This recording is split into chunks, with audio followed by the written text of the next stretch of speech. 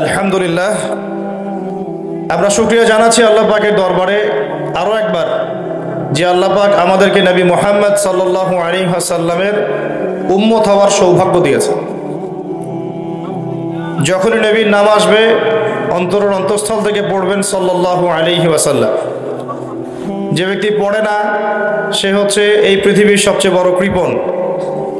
নবীর নাম শুনেও যে দরুদ পড়ে না সেই পৃথিবীর কি বলেন সবচেয়ে বড় কি কৃপণ, বখিল। যদি দরুদ পড়েন একবার পড়লে 10 নেকি পেয়ে যাবেন ইনশাআল্লাহ। 10টা গুনাহ মাফ হয়ে যাবে, আপনার মর্যাদা আল্লাহ 10 গুণ বাড়ায় দিবেন এবং আল্লাহ পাক আপনার প্রতি 10 বার রহম করবেন। নবীর নাম শুনলে দরুদ পড়তে হবে, এটা হলো মজলিসে বসার আদব। বয়ানে যতবার নবীর নাম আসবে পড়বেন সাল্লাল্লাহু আলাইহি ওয়াসাল্লাম। এটা হলো নবীর প্রেম। সত্যিকারের আশিকে রসুল হন, মিথ্যা মিথ্যা ভণ্ডামি আশিকে রসুল হয়ে লাভ নাই। আর দিলের কান দিয়ে আলোচনা শুনবো ইনশাআল্লাহ, শুধু বাইরের কান দিয়ে না। এক কান দিয়ে শুনবো আর এক কান দিয়ে বের করে দিব, এই নিয়তে আলোচনা শুনবো না। আলোচনা শুনবো ইনশাআল্লাহ এই নিয়তে যে যা শুনবো কোরআন সুন্নাহ মোতাবেক হলে আমল করবো ইনশাআল্লাহ। যদি কোনো কথা কোরআন সুন্নাহর সাথে না মেলে দেওয়ালে ছুঁড়ে মেরে দিবেন, কোনো সমস্যা নেই। ঠিক আছে কথা? কোরআন সুন্নাহর সাথে মেলে কি না মেলে এটা বোঝার মতো যোগ্যতা আবার আপনাকে অর্জন করতে হবে। একজনের রোগ হয়েছে কি হয় নাই ওই রোগের বিশেষজ্ঞ তিনি বুঝতে পারবেন। আমি মেডিকেল সায়েন্সের বই বাসায় নিয়ে একা একা পড়লেও বুঝতে পারবো না, বুঝাতে পারি না। একজন ডক্টর তিনি বুঝতে পারবেন আসলে রোগটা কি হয়েছে। তিনি যে বইগুলো পড়ে ডক্টর হয়েছেন সেই বইগুলো যদি আমি বাসায় একা একা পড়ি তাও আমি ধরতে পারবো না। পারবো না। অতএব মেলানোর আগে ওই যোগ্যতা অর্জন করতে হবে। আল্লাহ পাক তৌফিক দান করুন। এই যোগ্যতা একা একা অর্জিত হবে না, একা একা অর্জিত হবে না। কি দরকার? প্রয়োজন একটা কনস্ট্রাকটিভ সিলেবাস এবং ওলামায়ে কেরামের সোহবত। দুইটা বিষয়, একটা হচ্ছে সিলেবাস, একটা হলো কি ওলামায়ে কেরামের সোহবত। কি সোহবত মানে? সঙ্গ। সোহবত মানে কি? সঙ্গ। যেমন একজন ব্যক্তি উড়ে এসে পলিটিক্স করতে পারে না, সে রাজনীতিবিদদের সংস্পর্শে থাকে, আস্তে আস্তে আস্তে আস্তে শিখে এক পর্যায়ে সে বড় এমপি মন্ত্রী হয়। এই তো সিস্টেম। একজন ব্যক্তি উড়ে এসে একটা পাস করে একটা অর্থনীতিবিদ হতে পারে না, অর্থনীতি নিয়ে পড়াশোনা করতে হয়, পড়ে পড়ে তাকে ইন্টার্ন দিতে হয়, কাজ করতে হয়, বিভিন্ন জায়গায় অভিজ্ঞতা অর্জন করে, আস্তে আস্তে বিভিন্ন সেমিনার অ্যাটেন্ড করে, তাই না, সার্টিফিকেট অর্জন করে, অর্থনীতিবিদদের সাথে পরামর্শ করে, তারপরে গিয়ে সে একজন অর্থনীতিবিদ হয়। একই ব্যাপার শিক্ষার ক্ষেত্রেও। একজন শিক্ষাবিদ হতে হলে শিক্ষা নিয়ে কাজ করতে হয়। আকাশ থেকে পড়লেই একজন শিক্ষাবিদ হয়ে যায় না। বাংলাদেশে হচ্ছে কিভাবে আল্লাহ ভালো জানে।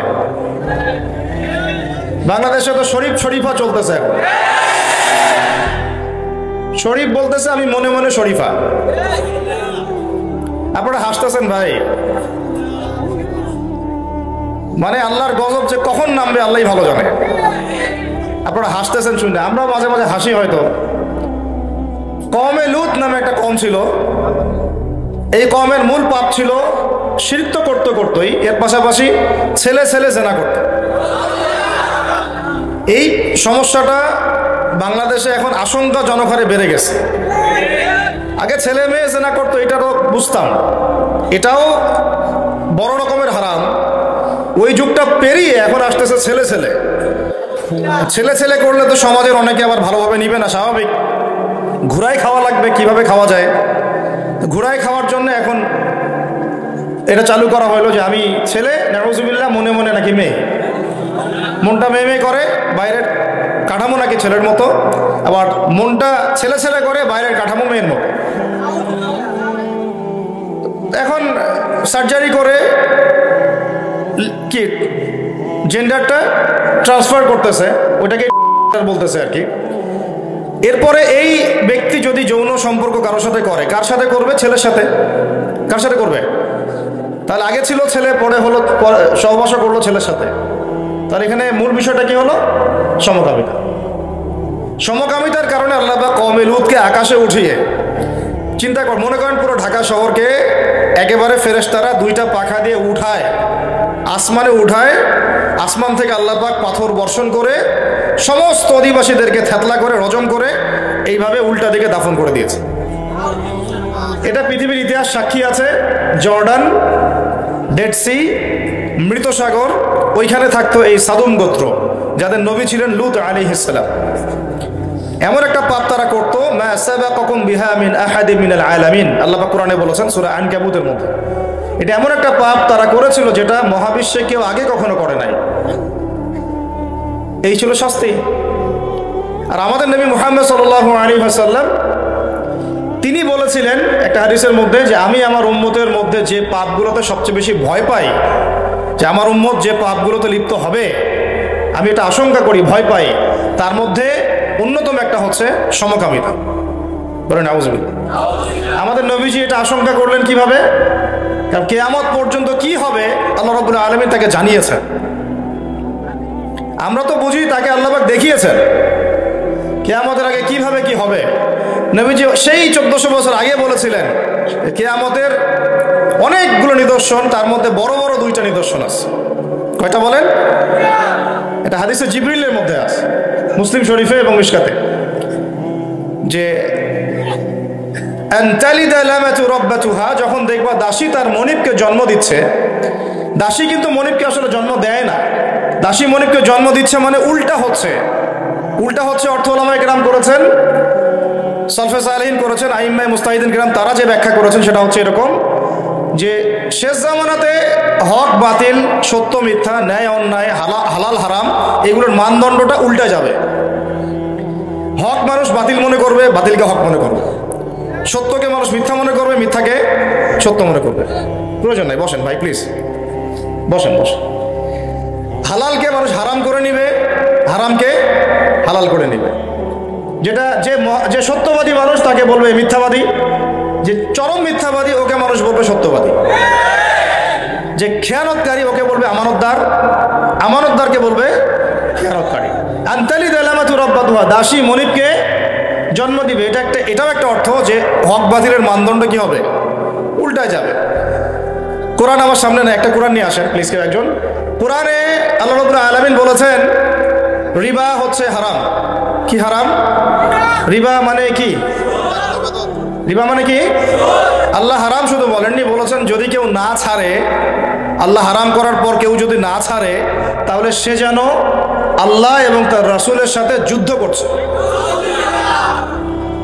এটা আপনি বুঝলেন হারাম, আমরা বুঝলাম হারাম, কোরআনে বুঝলাম হারাম, হাদিসে বুঝলাম, আর আসতে বলেন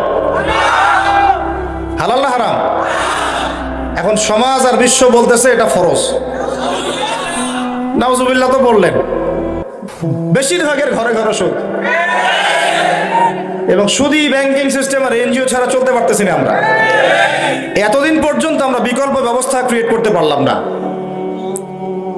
সেই যে 1914 সালে প্রথম বিশ্বযুদ্ধ হলো, 14 থেকে 18, আর এই যে এখন 1924, 100 বছর হয়ে গেছে। অটোমান এম্পায়াররা হেরে গেল, ওদেরকে হারিয়ে দেওয়া হলো আর কি। ভিতরের গাদ্দার কিছু ছিল, এরা আবার ব্রিটিশদের সাথে মিত্রতা করে এদের বিরুদ্ধে বিদ্রোহ করেছিল, করে উন্মুক্ত করলো, করে ওইখানে ঢুকালো। তারপর থেকে এই শুরু হলো এদের শাসন। এই বিগত 100 বছরে আমরা এখন পর্যন্ত এগুলোর বিকল্প ব্যবস্থা প্রণয়ন করতে পারি নাই। আপনি বলছেন হারাম, সবাই বলছেন হারাম, আর সমাজ বলছে কি শুধু হালাল না, সমাজ তো ফরজ করে নিয়েছে। নাউজুবিল্লাহ। নবীজি এটাই বুঝাচ্ছেন, এমন একটা যুগের কথা সাল্লাল্লাহু আলাইহি ওয়াসাল্লাম, যে মানুষ আল্লাহর হালালকে হারাম করে নিবে, হারামকে হালাল করে নিবে, কোনো পরোয়া করবে না। তালি দালামাতু রাব্বাতুহা, মাদক হালাল না হারাম? তাহলে কিভাবে মাদক লাইসেন্স পেতে পারে বলেন, আমাকে উত্তর দেন। একটা আদেশ লঙ্ঘন করার কারণে 70 জন সাহাবীকে জীবন দিতে হয়েছে। কতজন সাহাবীকে? সাহাবীদেরকে। আপনি আমি তো কিছুই না রে ভাই। নবীজি বলেছেন সাল্লাল্লাহু আলাইহি ওয়াসাল্লাম, জাবালে রুমার উপর দাঁড়ায় থাকো তোমরা 50 জন তীরন্দাজ, মানে এখনকার মনে কর শার্প শুটার। এখন তো তীর নাই, আছে এখন শার্প শুটিং এর যুগ। দূর থেকে শুট করবে, একদম দেখা যাবে 3 কিলো 5 কিলো দূরে টার্গেটকে মারে ফেলছে, স্নাইপার দিয়ে মারা যাবে না? 50 জনকে রেখেছেন, তোমরা এই জাবাল রুমা থেকে নামবা না, যদি দেখো আমাদের দেহ পাখি এসে ঠোকায় ঠোকায় খেয়ে ফেলতেছে তবুও নামবা না। কার আদেশ? নবীজির আদেশ, নেতার আদেশ। সাহাবীরা মনে করলেন যুদ্ধ শেষ হয়ে গেছে। ওই মাঠে গেলে আমি আপনাদেরকে বুঝাতে পারতাম যে আসলে সাহাবীরা কোন দিকে মুখ করেছিলেন, কাফেররা কোন দিকে মুখ করেছিল, কোন দিক থেকে আক্রমণটা হয়েছে, কাফেররা কোন দিকে পালিয়েছে, কিভাবে খালিদ বিন ওয়ালিদ পিছন দিক দিয়ে আসলেন, এটা ওই মাঠে না গেলে আমি বুঝাতে পারবো না। এতটুকু বুঝেন, পিছন দিক থেকে ওই একটা আদেশ লঙ্ঘন করার কারণে 50 জন সাহাবী বেশিরভাগই নেমে আসলেন, মনে করলেন যুদ্ধ শেষ হয়ে গেছে। এদিকে খালিদ বিন ওয়ালিদ রাদিয়াল্লাহু আনহু তিনি তখনও কিন্তু মুসলিম হন নাই, তিনি তখন পর্যন্ত মুসলিম হন নাই, তিনি তখন ওই পক্ষে ছিলেন আবু সুফিয়ানের বাহিনীতে। পিছন দিক থেকে এসে মাত্র 1 ঘন্টা 2 ঘন্টার ব্যবধান হবে, 70 জন সাহাবী শাহাদাত বরণ করলেন, শেষ। পিছন দিক থেকে আক্রমণ করলেন, আর আবু সুফিয়ান পালিয়ে যাচ্ছিল সামন দিক থেকে, সে আবার ব্যাক করা শুরু করলো। 2 দিক থেকে চাপে পড়ে মুসলমানরা শেষ। এখন মুসলমানদের এই আসসামু ওয়া তাআ, শুনলাম মানলাম, এই জিনিসটাই মানুষের মধ্যে নাই এখন। শুনলাম মানলাম, দেখেন আমাদের নবীকে পর্যন্ত তার সাথে মার খেতে হলো। সাহাবীরা কি শুধু একা জীবন দিয়েছেন? আমাদের নবী সাল্লাল্লাহু আলাইহি ওয়াসাল্লামের দাঁত ফেলে দিল মেরে। একজন ইবনে কামিয়া নামে একজন ব্যক্তি লাআনাহুল্লাহ, সে তরোয়ালের নিচের অংশটা দিয়ে নবীজির এখানে আঘাত করেছিলেন, এতে করে লোহার কড়া ভেঙে চোখের উপর দিয়ে ঢুকে গেছে, এই যে ভুরুর উপর দিয়ে ঢুকে গেছে। এটা কত কষ্ট করে সাহাবীরা দাঁত দিয়ে টেনে বের করেছে। একটা গর্ত খুঁড়ে রাখা হয়েছিল, ওখানে তিনি পড়ে গিয়েছেন, তাকে প্রেসার ক্রিয়েট করা হয়েছে, পিছনে যেতে যে পড়ে গিয়েছেন, পা মচকে গিয়েছে। একটা আদেশ লঙ্ঘন করার কারণে অনুসারী নেতা সবাই মার খেলেন। আমরা এখন বুঝতেই পারি না আসসামু ওয়া তাআ কি জিনিস। বারবার একই কথা বলা হচ্ছে, তারপরেও মানুষের বোধোদয় হচ্ছে না যে উলামায়ে কেরামের সোহবতে থাকতে হবে, তাদের পরামর্শ জীবন গড়তে হবে, কথা শুনতে হবে, সিচুয়েশন বুঝতে হবে। তারা আপনাদের চেয়ে আমাদের চেয়ে অনেক বেশি জ্ঞানী বিচক্ষণ, তাদের সাথে মাশওয়ারা করে পরামর্শ করে জীবন করতে হবে। আর সবচেয়ে দুঃখজনক কি জানেন, যে আমাদের এখন পর্যন্ত উলামায়ে কেরামদের মধ্যেই একটা ইউনাইটেড প্ল্যাটফর্ম ক্রিয়েট হয় নাই। যদি আলেমদের মধ্যে একটা ঐক্য হয়ে যায় বা যেত, তাহলে বাংলার জমিনে দিন অর্ধেক প্রতিষ্ঠা হয়ে যাবে। এটা এখন পর্যন্ত আমরা করতে পারি নাই, ব্যর্থতা আমাদের। এর উপরে আছে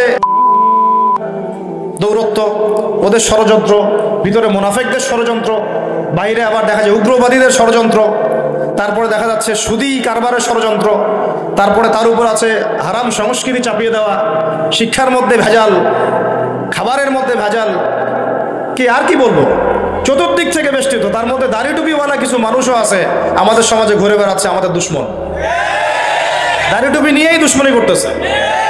এদেরকে আপনি কিছু বলতেও পারবেন না, কারণ এরা লা ইলাহা ইল্লাল্লাহ মুহাম্মাদুর রাসূলুল্লাহ পড়ে, এদিকে আবার তাগুদের সাথে আতাত করে, এদিকে কাফেরদের সাথে আতাত করে, মুনাফিকদের সাথে আতাত করেও চলে।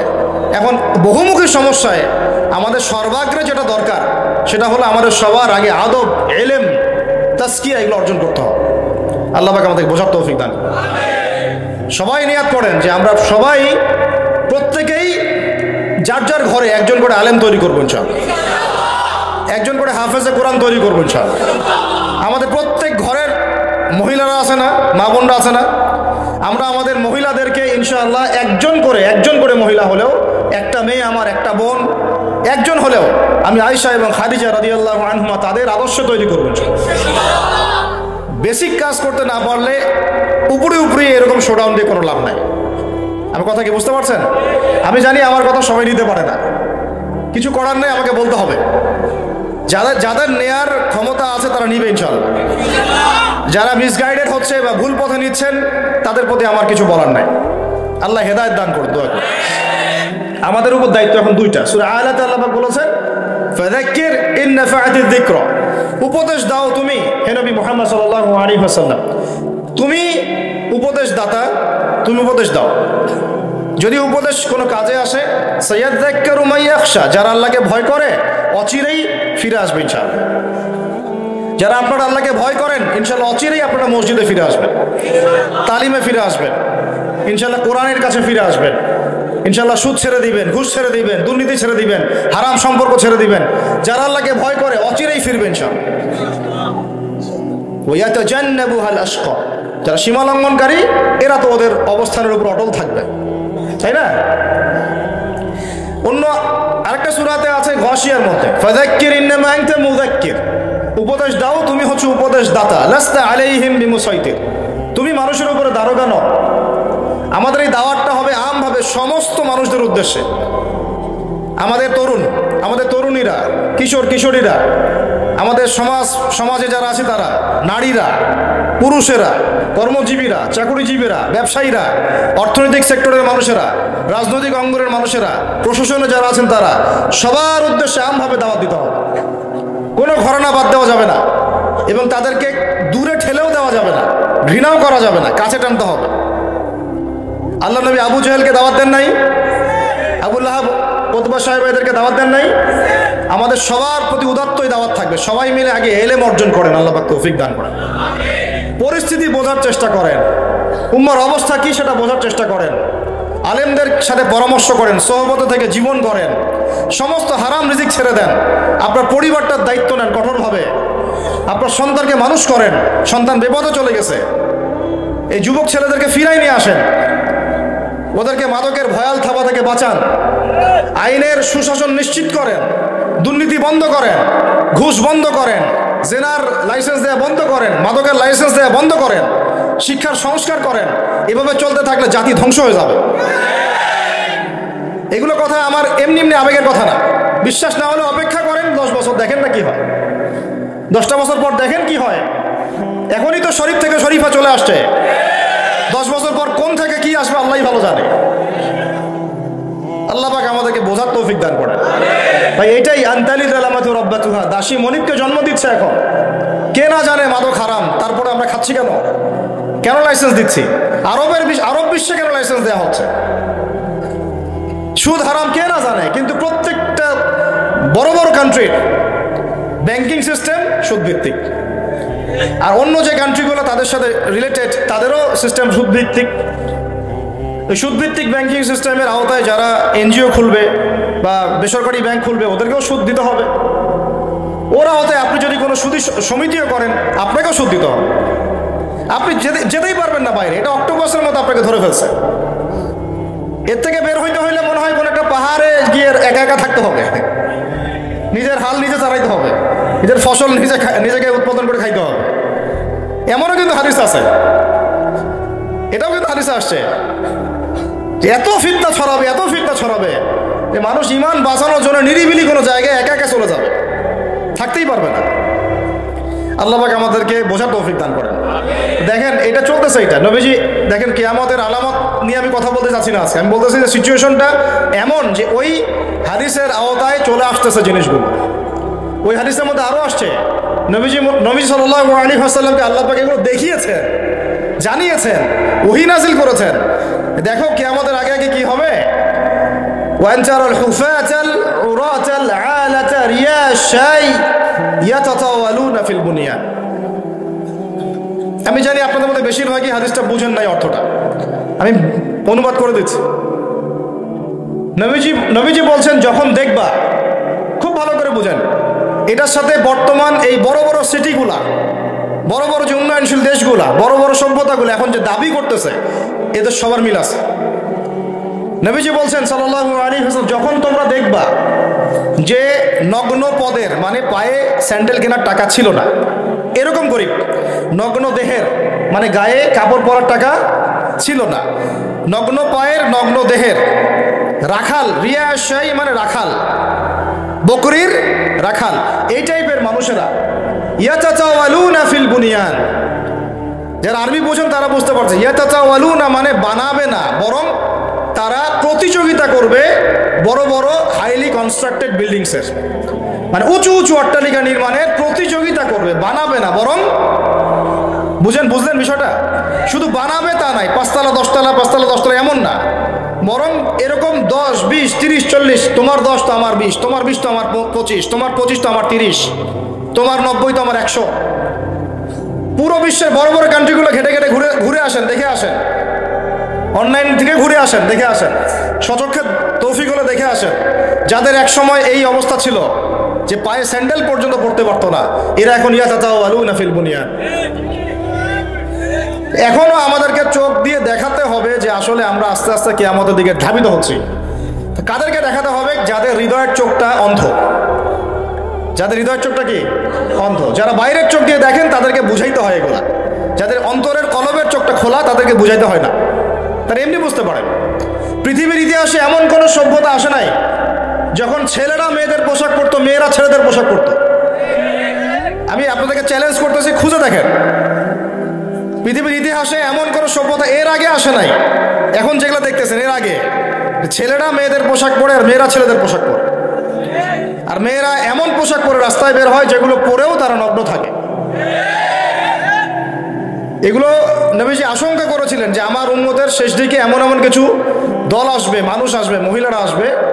দুটার কথা বলেছেন, একটা হচ্ছে নিসা এমন ক্যাসিয়াতুন আরিয়া, এমন মহিলার দল যারা কাপড় পরেও নগ্ন থাকবে। মহিলাতুন মাইলাত মানে নিজেরাও আকৃষ্ট হয়, অন্যকে আকৃষ্ট করে। কাপড় পরবে ছেলেদের, কাপড় কিসের পরবে? ছেলেদের। গ্রিক সভ্যতা, আমরা বলি গ্রিক সভ্যতা অনেক প্রাচীন, ওই সভ্যতা এটা ছিল না। পার্সিয়ান সভ্যতা এটা ছিল না। নবী সাল্লাল্লাহু আলাইহি ওয়াসাল্লাম যুগের সময় যে আইয়ামে জাহিলিয়াত বলি আমরা, ওই যুগেও মেয়েরা ছেলেদের পোশাক পরতো না। মেয়েরা হয়তো জিনা বেশি ছিল, কিন্তু মেয়েরা তাও একটা পোশাক পরতো ঢিলা ঢালা। আমরা তো আইয়ামে জাহিলিয়াতের কথা বলি, ওদেরকে ধিক্কার দেই, তাই না? ওই আইয়ামে জাহিলিয়াত আর বর্তমান বিশ্বের মধ্যে কোনো পার্থক্য নাই। আমি এমনি এমনি বলি নাই। ওই আইয়ামে জাহিলিয়াত মানে হচ্ছে শিরক আর শিরক। এখনকার দুনিয়ায় দেখেন খালি শিরক আর শিরক। আপনার কাছে মনে হচ্ছে যে আমি তো করি না, লা ইলাহা ইল্লাল্লাহ আমি পড়েছি, মুহাম্মাদুর রাসূলুল্লাহ আপনি পড়েছি, এটা আপনার হয়তো মনে হচ্ছে বাইরের চোখ দিয়ে। মন থেকে ভালো করে ভিতরের চোখ দিয়ে দেখেন, মুসলমান কালিমা পড়েও মাজারে সেজদা করে, মুসলমান কালিমা পড়েও কবরে সেজদা করতেছে, কালিমা পড়ে ওইখানে জবাই করতেছে, ওইখানে নজর মানত করতেছে, আল্লাহকে বাদ দিয়ে অন্যকে সেজদা করতেছে, আল্লাহকে বাদ দিয়ে অন্যের কাছে চাচ্ছে, দোয়া করতেছে। এগুলা কি পাপ? এগুলো কিসের পাপ? এটা তো এতই সূক্ষ্ম পাপ যে মনে করেন আমি নামাজ পড়তে দাঁড়াইছি আর আপনারা 10 জন আমাকে দেখতেছেন, নাউজুবিল্লাহ, আর আমি মনে মনে চিন্তা করতেছি যে 10 জন মানুষ আমাকে দেখতেছে, আমি নামাজটা সুন্দর করে পড়ি। এইটাও এক প্রকার শিরক। এটাও কি? এটাকে শিরকে খফি বলে। এটা রিয়া এক প্রকার কি শিরক। ফাওয়াইলুল লিল মুসাল্লিন আল্লাযীনা হুম আন সালাতিহিম সাহুন ওয়াল্লাযীনা হুম ইউরাউন, মানুষকে দেখানোর জন্য নামাজ পড়ে। আর এখন আমাকে বলেন, যদি কেউ আল্লাহর হালালকে হারাম করে নেয় আর হারামকে হালাল করে নেয়, এটা শিরক কুফর হবে না? হবে না? এখন কথা হচ্ছে, আমরা আইয়ামে জাহিলিয়াতকে গালি দেই, ওই শিরক এখনো বের হয় নাই। আর এটা তো ধর্মীয় অঙ্গনের কথা বললাম। আমাদের অর্থনীতি পুরাই শিরকের উপর দাঁড়ায় আছে। বলবেন যে ভাই কিভাবে?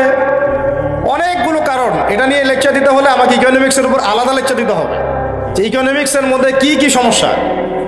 একটা খালি বলি তাহলে বুঝবেন যে শিরক আছে কি নাই। একটা বলি, খালি একটা। এমনি তো বুঝেন রিবা হারাম, বুঝেন না রিবা হারাম? রিবা মানে মায়ের সাথে জেনা করা। রিবা মানে কি বললাম বলেন? মায়ের সাথে। আমরা সবাই মায়ের সাথে জেনা করি এখন, নাউজুবিল্লাহ, ইল্লা মাশা আল্লাহ। আল্লাহ পাক খাস করে কিছু বান্দাকে বাঁচাইছেন তারা বাদ দিয়ে। বেশিরভাগই কে না সুদ খায়? ওই যে বললাম, বিল্ডিং নির্মাণের প্রতিযোগিতা করবে। কিভাবে একটা মানুষ যার গায়ে কাপড় ছিল না, পরনে পায়ে স্যান্ডেল ছিল না, সে কেমন করে 100 তলা উঠাইতে পারে, কেমন করে 10 তলা উঠাইতে পারে, কেমন করে 20 তলা উঠাইতে পারে? রাস্তা মাত্র 2টা থেকে 3টা। 1, সে অন্যায়ভাবে সম্পদ অর্জন করতেছে। 2, সে সুদের লোন নিয়ে এটা করেছে। 3, সে মানুষের হক নষ্ট করেছে। এত সহজ হালাল পথে 20 তলা উঠানো? এত সহজ? চিন্তা করা যায়? তো এখন আমি যেটা বলতে চাচ্ছিলাম, যে আমরা তো আইয়ামে জাহিলিয়াতকে গালি দিচ্ছি, ওই শিরক ইকোনমিক্সেও আছে, ওই শিরক আপনার শিক্ষার মধ্যে ঢুকছে, ওই শিরক আপনার পলিটিক্সে ঢুকছে, ওই শিরক আপনার ব্যক্তি জীবনে ঢুকছে, ওই শিরক আপনার পরিবারে ঢুকছে, ওই শিরকই আপনার সংস্কৃতির মধ্যে ঢুকছে, আবার সেম শিরক ঢুকছে আপনার এই কি বলবো ধর্মীয় অঙ্গনের মধ্যে। এই যে 7টা জীবনের ক্ষেত্র, প্রত্যেকটা ক্ষেত্রে শিরক ঢুকছে। ধর্মীয় অঙ্গনে কয়েকটা তো বললাম। এখন বলবেন যে সংস্কৃতির মধ্যে শিরক কোথায়?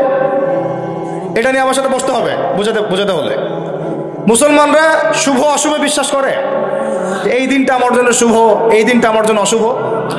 সংস্কৃতির নামে আজকে আপনারা অনেকেই সবাই না, জড়বস্তুর পায়ের তলে পুষ্পস্তবক অর্পণ করছেন না? শিরক, এটাও শিরক। এগুলো সবাই বলবেন, আমি বলে দিচ্ছি আপনাদেরকে। সবাই এগুলো বলবে না হয়তো, আমি আপনাকে বলতেছি শুনেন। মোমবাতি জ্বালাইছেন, মোমবাতির সামনে মাথা ঢুকাচ্ছেন, শিরক করতেছেন। একটা দিবসকে শুভ অশুভ মনে করতেছেন, যে এই দিবসটা আমার জন্য শুভ, এইটা আমার জন্য অশুভ, শিরক হয়ে যাবে। কেউ যদি বলে শুভ জন্মদিন, শিরক হয়ে যাবে। বুঝতে পারেন নাই? ওই দিনে যে শুভ না ওই দিন না অশুভ আপনি জানলেন কিভাবে জানলেন? কেউ যদি মনে করে যে ফিতা কাটলাম, পায়রা উড়াই দিলাম, এতে করে আমার এই কাজটাতে বরকত হবে, শিরক হবে। কি হবে? সে অনেক ক্ষেত্র আছে রে ভাই, কিভাবে বোঝাবো? দুজন ব্যক্তি যাচ্ছেন একটা গ্রামের মধ্য দিয়ে, গ্রামের লোকরা মূর্তি পূজারী। কি পূজারী? এটা তো শিরক, আপনারা বুঝেনি, জানেনি। মুসলমানরা মূর্তি পূজা শিরক বোঝে, কিন্তু কবর পূজা শিরক বোঝে না। কথা বুঝতে পারছেন? মুসলমানরা এই শিরকগুলো বোঝে। তাগুতের আনুগত্য করাও যে শিরক, এটাও বোঝে না। কারণ ও আল্লাহর বিধান বাদ দিয়ে অন্যের বিধান চাপাই দিচ্ছে। তখন আমি আবার তার আনুগত্য করতেছি, তাহলে আমি আল্লাহর বিধানকে পাশ কাটায় চলে গেলাম, এটাও শিরক হয়ে গেল। এখন ওটা তো কুফরি। আল্লাহ পাক তাগুতকে অস্বীকার করতে বলেছেন সূরা বাকারার আয়াতুল কুরসির পরের একটা পড়েন, 256 নম্বর একটা পড়ে দেখেন, রেফারেন্সটা দিয়ে দিলাম, বাসায় গিয়ে পড়েন। আল্লাহ পাক বলেছেন ওয়া মান ইয়াকফুর বিত-তাগুতি ওয়া ইউমিন বিল্লাহি ফাকাদ ইসতামসাকা বিল উরওয়াতিল উসকা। যে ব্যক্তি তাগুতকে অস্বীকার করলো এবং আল্লাহর প্রতি ঈমান আনলো, তাগুতের সাথে কুফরি করে আল্লাহর প্রতি ঈমান আনলো, সে এমন শক্ত হাতল ধরেছে যা কখনো ছিঁড়ে যাবে না ইনশাআল্লাহ।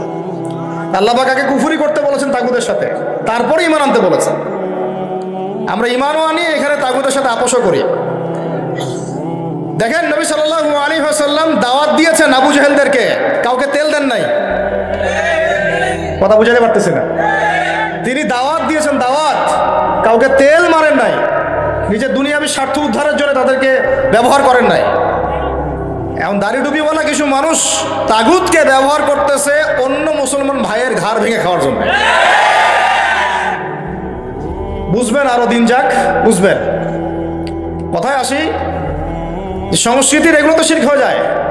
আপনি শুভ অশুভ বলতে পারবেন না, বরং বলতে হবে কি জানেন? মনে করেন আপনার হাত থেকে একটা কিছু পড়ে গেছে বা সামনে দিয়ে বিড়াল হেঁটে গেছে, আপনি যদি মনে করেন যে এটা অশুভ, একটু বসে যাই, মুশরিক, শিরক হয়ে যাবে, শিরকি কাজ হবে।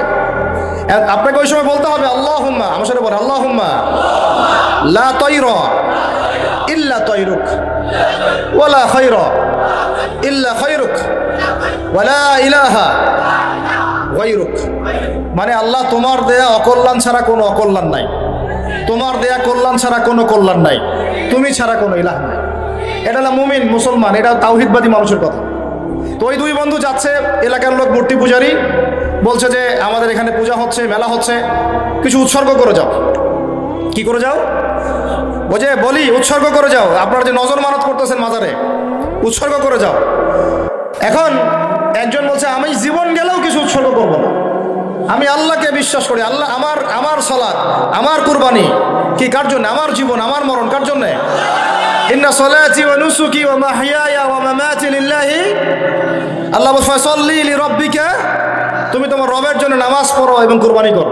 আমি কখনো এখানে কুরবানি করব না। এখন তারা ধরছে, না করলে মেরে ফেলাবো, না করলে কি করব? ওই যে বাতিলের তো একটা অস্ত্র আছেই, ক্ষমতা কি আছে, বা ঠিকঠাক মতো আমার মতো না চললে দিব একদম মেয়েরা, সব জায়গায় ছেড়ে দেয়, নাহলে সবাইকে মেরে ফেলাবো, আছেই তো একটা অস্ত্র। এরা তো আর দলিল দিয়ে বা ন্যায় অন্যায়ের মানদণ্ড দিয়ে, সততা দিয়ে তো জিততে পারে না। অথচ আল্লাহ নবী সাল্লাল্লাহু আলাইহি ওয়াসাল্লাম মানুষের মন জয় করেছিলেন কি দিয়ে? সততা দিয়ে, তাওহীদ দিয়ে, সুন্নত দিয়ে, সুবহানাল্লাহ, তার আখলাক দিয়ে। তিনি কি কারোর উপর জোর করেছিলেন? ভয় দেখাইছেন কাউকে? টাকার প্রলোভন দিছে? দেখেন, এখন ওই বন্ধু একজন বন্ধু বলছে আমি দিব না, তারা বলছে যে একটা মাসি হইলেও দিতে হবে। তো সে বলছে আমি একটা মাছিও দিব না। তাকে হত্যা করা হলো। নবী সাল্লাল্লাহু আলাইহি ওয়াসাল্লাম বললেন এই ব্যক্তি জান্নাতে আছে ইনশাআল্লাহ। আরেকজনকে ধরা হয়েছে, তাকে বলা হচ্ছে একটা মাছি হলেও দিতে হবে। প্রথমে সে বলছে আমি কিছুই দিব না, পরে বলছে ঠিক আছে দিচ্ছি। একটা মাছি আর এমন কি, দিলে যদি পার পেয়ে বেঁচে যাওয়া যায়, যদি বেঁচে যাওয়া যায় পরে তওবা করে নিব। হেকমতের দোহাই আমরা বলি না অনেক সময়, হেকমত কি করতেছে এখানে? হেকমতের দোহাই দিয়ে আমি পার পাওয়ার চেষ্টা করতেছি। হিকমত, এখন তো এই যুগে আর ওইসব বলা যাবে না রে ভাই, হিকমত খাটায় কথা বলেন। হ্যাঁ, মিষ্টি মশালায় একদম অনলাইন গরম, যেগুলা মানে বেসিক কথা শেখর, এগুলো নিয়ে কোনো আলাপই নাই। হ্যাঁ, কেউ খালি ফজিলত বয়ান করে ইসলাম প্রতিষ্ঠা করতে চাচ্ছেন, কেউ শুধুমাত্র দেখা যাচ্ছে কি বলবো সৎ কাজে আদেশ করে ইসলাম কায়েম করতে যাচ্ছেন, কেউ মাঝে মাঝে সমাজ কল্যাণমূলক কিছু কাজ করে ইসলাম কায়েম করতে যাচ্ছেন। আসলে ইসলাম কায়েম হবে শুধুমাত্র একটা সুন্নতে, সেটা হলো সিরাতুন নবী সাল্লাল্লাহু আলাইহি ওয়াসাল্লাম। নবীর সিরাত, নবীর জীবনী, ওইভাবেই দিন কায়েম হবে, অন্য কোনোভাবে দিন কায়েম হবে না ইনশাআল্লাহ। ওই সিরাতের মধ্যে দাওয়াত ছিল, ইলমের মেহনত ছিল, তাসকিয়া ছিল, মার এসেছে, সবর ছিল, প্রয়োজনে হিজরত করতে হয়েছে, তারপরে মদিনায় গিয়ে প্রয়োজন ইসলামী রাষ্ট্র কায়েম হয়েছে, তারপরে গিয়েছেন বদরে, তারপর উহুদ, তারপর খন্দক, তারপরে এইভাবে হুদাইবিয়া সন্ধি, তারপরে যে খায়বার সাথে যুদ্ধ, বনু কুরাইজা, বনু কাইনুকা, বনু নাজির, পরে আস্তে আস্তে মক্কা পুরোটা বিজয় হয়েছে। ওই পবিত্র বৃক্ষের উপর দ্বারাই আমরা ফল খাচ্ছি এখন। এটাই সিরাত, এটাই সুন্নাত। এর বাইরে আমরা এখন যেটা হিকমত বলতেছি, এগুলো হিকমত না, কাপুরুষতা। আমরা আমাদের কাপুরুষতাকে হিকমতের শব্দের আড়ালে লুকাই ফেলতেছি। আমরা আমভাবে সবার উদ্দেশ্যে দাওয়াত দিব, কি দিব? দেখেন এখন দুইটা রাস্তা খোলা। এক হচ্ছে শেকড়টা যেহেতু পচে গেছে, হয় আপনাকে শেকড়ে এমন মেডিসিন প্রয়োগ করতে হবে যাতে শেকড়ের এই পচনটা কি হয়, ভালো হয়, সুস্থ হয়ে যায়, গাছটা যেন পবিত্র হয়ে যায়। এখন গাছটা অপবিত্র হয়ে আছে, শেকড়টা নষ্ট। শেকড় নষ্ট না? আমি সুদ খাইলে আমার শেকড় আবার পবিত্র হয় কিভাবে? আমি যদি মাদক খাই, ইয়াং ছেলে পেলে তোমাদেরকে বলতেছি, তাহলে আমাদের শেকড় পবিত্র কিভাবে হয়? তাওহীদই চিনি না, শেকড় কেমনে পবিত্র হবে? সুন্নতি নাই, বেদাতি আমল দিয়ে ভর্তি, কিভাবে পবিত্র হবে? হালাল হারামের পরোয়া করি না, জেনা ব্যভিচার ছড়াচ্ছে, সমকামিতা ছড়াচ্ছে, ট্রান্সজেন্ডার ছড়াচ্ছে, তাহলে শেকড় কেমনে পবিত্র হয়? তাহলে এখন দুটো উপায়, হয় ওই শেকড়ে এমন মেডিসিন পুশ করা যাতে শেকড়ের রোগগুলো কি হয়, সেরে যায়। এই কাজটাই আমরা করতেছি এখন আর কি। ওলামায়ে কেরাম এবং যারা দায়ী আল্লাহ সবাই এই কাজটাই করতেছেন, কিন্তু বিচ্ছিন্নভাবে। এখানে একটা ঐক্যবদ্ধ প্ল্যাটফর্ম নাই। বুঝতে পারেন কথা? যদি থাকতো তাহলে এই কাজ আরো কি বলবো 1 লক্ষ 2 লক্ষ গুণ গতি পাইতো। এই কাজগুলো আরো 1 থেকে 2 লক্ষ গুণ কি পাইতো, গতি পাইতো। এখন গতি কম, কারণ আমরা বিভক্ত। আর বিভক্ত হওয়ার জন্য আমাদের খুব একটা মানে বড় ইস্যুর দরকার নাই, হাত বাঁধা নিয়ে আমরা মসজিদ ভাগ করতে পারি। আমিন জোরে আসতে নিয়ে আমরা মসজিদ ভাগ করতে পারি। ঠিক আছে, তারাবির নামাজ সামনে যে 8 না 20 মসজিদ ভাগ হয়ে যাবে। মানে এমন মাসালা যেগুলোতে উভয় পক্ষের দলিল আছে এবং যেগুলোতে প্রশস্ততা আছে এবং যেগুলো আসলে কোনোদিনও মানে বাহাসের কোনো বিষয় নাই ওগুলা। কারণ কি বাহাস হয় কোন বিষয়? মৌলিক বিষয় নিয়ে। এগুলো ইখতিলাফি মাসালা, পক্ষে বিপক্ষে ওলামায়ে কেরামদের মত আছে, ইমামদের ইজতিহাদের মধ্যে মতপার্থক্য আছে, সাহাবীদের আমলের মধ্যে মতপার্থক্য আছে। মতপার্থক্য বলতে বোঝাচ্ছি, যেমন বনু কুরাইজায় গিয়ে একদল সাহাবী আসর পড়েছেন, একদল না গিয়ে আগেই আসর পড়েছেন। নবীজি বলেন নাই তুমি ভুল, তুমি সঠিক। নবীজি বলেছে সাল্লাল্লাহু আলাইহি ওয়াসাল্লাম তোমরা দুজনেই সঠিক। আমাদের ইখতিলাফের, আমাদের বিভক্ত হওয়ার জন্য এতটুকু যথেষ্ট। আমরা যে কত কমন সেন্সহীন জাতি, এগুলো প্রমাণ করে। কমন সেন্সই নাই ভাই, এতই বাহাসের দরকার, এতই বিভক্তি হওয়ার দরকার, তাহলে আপনি সুদ নিয়ে কথা বলেন না কেন? সুদের বিরুদ্ধে ঐক্যবদ্ধ হন, মাদকের বিরুদ্ধে ঐক্যবদ্ধ হন, আপনি জেনার বিরুদ্ধে জনমত গড়ে তোলেন। সমকামিতা নিয়ে তো কোনো কথা নাই, আপনার নিয়ে মুখে কুলুপ মেরে বসে আছেন, একেবারে ইস্যু নিয়ে মুখে কুলুপ মেরে বসে আছেন। শিক্ষানীতি নিয়ে মুখে একটা শব্দ বের হয় না, আপনি আসছেন এই ইখতিলাফি মাসআলা নিয়ে উম্মাহ ভাগ করতে। কি আশ্চর্য কথা! আপনারা এইসব ফাঁদে পা দিয়েন আল্লাহর ওয়াস্তে। এই জন্য আমি শুরুতে একটা কথা বলছি, ওলামায়ে কেরাম ছাড়া একা একা দিন শিখবেন না। যে ব্যক্তি একা একা দিন শিখতে যাবে সে বিভ্রান্ত হয়ে যাবে। আর অনলাইনে তো মানে মারাত্মক, এখানে 80%ই 20% মধু। তো তো এই মধু আর বিষ এমনভাবে মিক্স করা হয়েছে যে এর পার্থক্য করার যোগ্যতা যাদের জানা নাই তারা ঢুকলেই বিভ্রান্ত হয়ে যাবে। আমরা একটা একটা করে ইস্যু ধরি, টানা হেঁচড়া শুরু করি, আজকে এইটা কালকে ওইটা, কালকে শিক্ষানীতি, কালকে এইটা কালকে ওইটা। আসলে যে শেকড়টা আমার পচে গেছে এই জায়গায় যে মেডিসিন দেওয়া লাগবে এই চিন্তা করতেছে। এখানে দুইটা রাস্তা, এক হচ্ছে এই মেডিসিন যেটা আমরা এখন দিচ্ছি। বললাম এখানে আমাদের দরকার সবার ঐক্যবদ্ধ একটা প্ল্যাটফর্ম, আল্লাহ পাক তৌফিক দান করেন, এবং ওলামায়ে কেরামের সাথে পরামর্শ করে চলা। আর যদি নাও হয় অ্যাটলিস্ট আমরা বিভক্তি আর বাড়াবো না, নাও হয় আর বিভক্তি বাড়াইতে যায় না, আল্লাহ পাক তৌফিক দান করেন। আর একটা অপশন বাকি থাকে, সেটা কি জানেন? যেটা ঈসা আলাইহিস সালাম করবেন আর ইমাম মাহদি করবেন। ওই পচা শিকড়ে যদি মেডিসিন দিয়ে কোনো কাজ না হয়, কথা বুঝেন, ওই পচন ধরে একদম নোংরা দুর্গন্ধযুক্ত শিকড়ে যদি মেডিসিন দিয়ে কোনো কাজ না হয়, ধরতে হবে শিকড় টেনে উপরে ফেলে দিতে হবে। ওই কাজটা করবেন ইনশাল্লাহ কে? ঈসা ইবনে মারইয়াম, ইমামুল মাহদী ইনশাল্লাহ। তার আগেও অনেক মানুষ করতে পারে, আল্লাহ ভালো জানে। ওটার জন্য আবার ক্ষমতা লাগবে, ওইটা ধরার মতো আপনার ক্ষমতা আছে কিনা